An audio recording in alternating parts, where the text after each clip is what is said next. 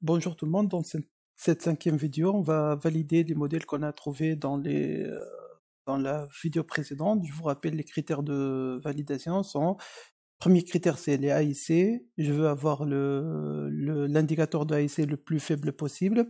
Deuxième critère, ce sont les p-values du box test. Je vous rappelle que box test, c'est un test statistique qui utilise deux tests d'hypothèse. A0, les résidus sont des bruits blancs, et H1 sont les résidus contiennent de l'information, donc ils ne sont pas des bruits blancs. Et je veux que, personnellement, donc c'est pas personnellement en fait, les modèles qui sont les plus intéressants sont ceux qui ont des résidus qui sont sous forme d'un bruit blanc, donc je veux garder à 0. Et ensuite, c'est les p-values. On a défini le p-value d'une manière pratique. Dans la pratique, le p-value, c'est la confiance en A0. Donc, dès que j'ai une confiance en A0, plus la p-value sera plus grande. Donc, le premier critère AIC faible, deuxième critère p-value, elle est grande parce que je dois avoir plus de confiance en A0, et SSE, ce sont des sum squared error.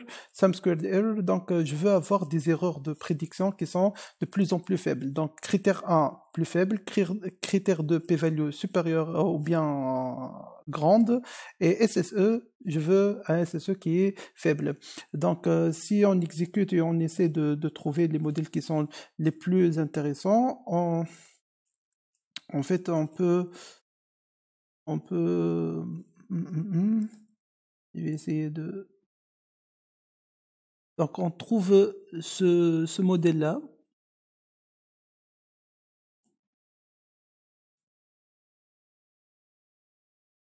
Et on trouve ce modèle-là, comme deuxième modèle. Pourquoi ce modèle-là? Parce qu'ils ont le AIC le plus faible. En fait, celui en bleu, il a un AIC est égal à moins 150,9134.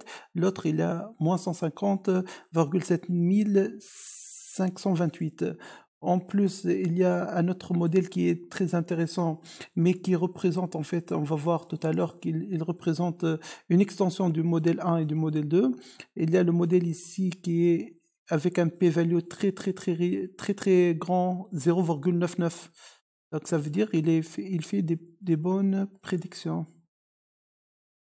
Voilà, ce modèle-là. Et le dernier modèle, je vais le noter en jaune, c'est le modèle qui est juste en dessous, avec un AIC plus réduit, mais avec des p-values très intéressants. Donc voilà, si je vais écrire les modèles ici, voilà. Donc je vais essayer de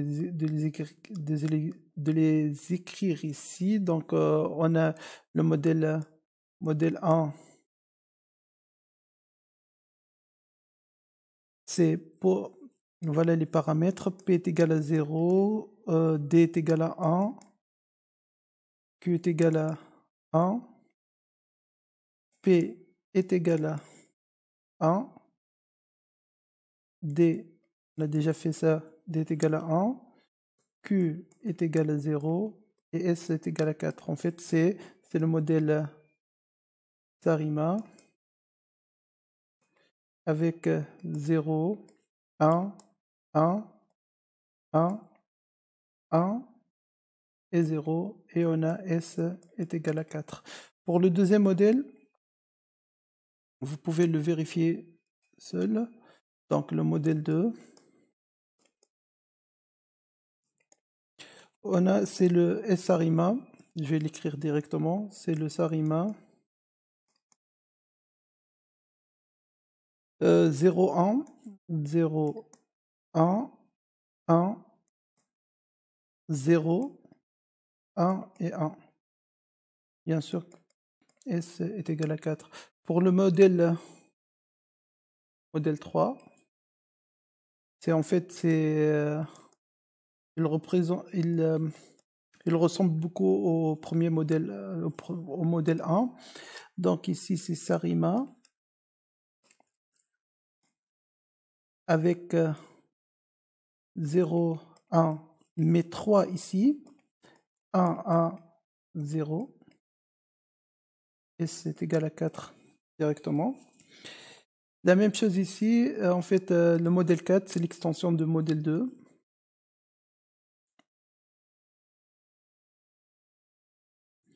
Et c'est un SARIMA.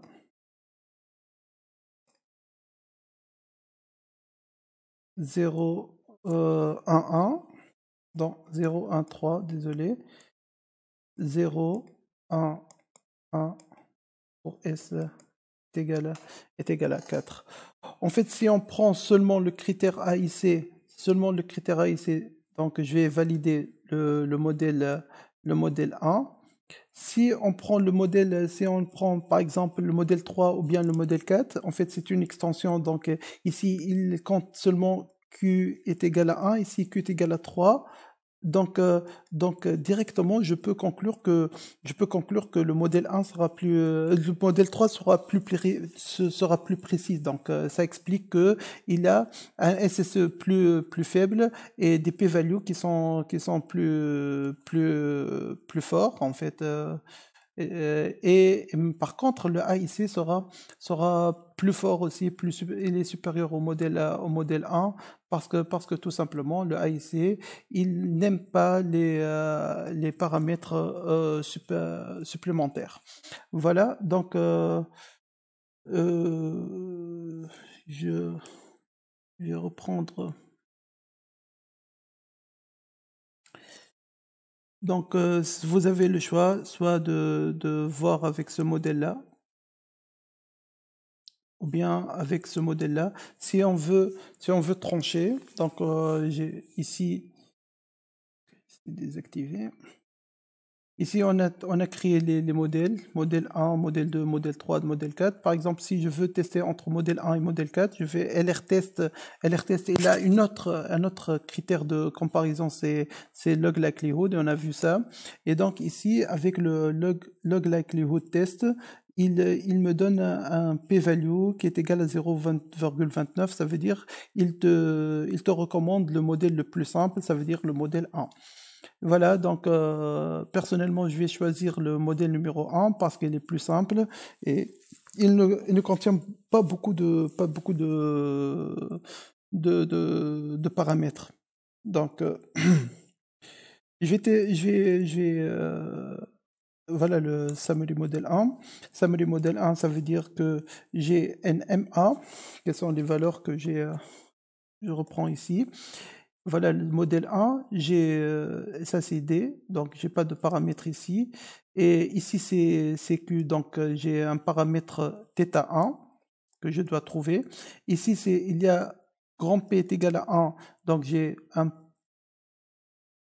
paramètre phi S1 que je dois avoir. Voilà, j'ai seulement deux paramètres à calculer. Voilà, il me donne seulement deux paramètres, le MA1 et le SAR1. SAR, c'est pour dire AR, mais pour les saisons. Et voilà le modèle que j'ai. J'ai le MA, les estimations sont également 0,67, et pour le SRA, est également 0,32.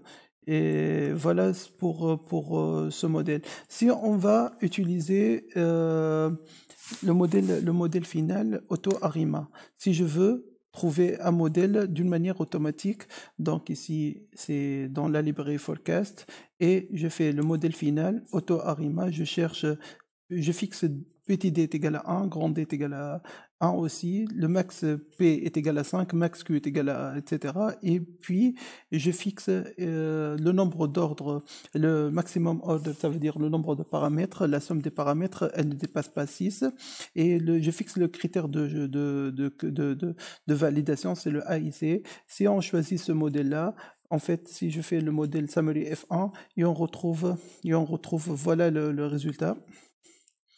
Voilà le résultat, il dit que on va utiliser le modèle ARIMA 011, 1, 1, 0, et ça convient à notre modèle 1. En fait, il rechoisit encore une fois le modèle 1 parce que le critère il est un peu strict. Ici, le critère de choix, c'est le critère de AIC, et on a vu que le AIC de ce modèle-là, il est le plus faible, donc il valide.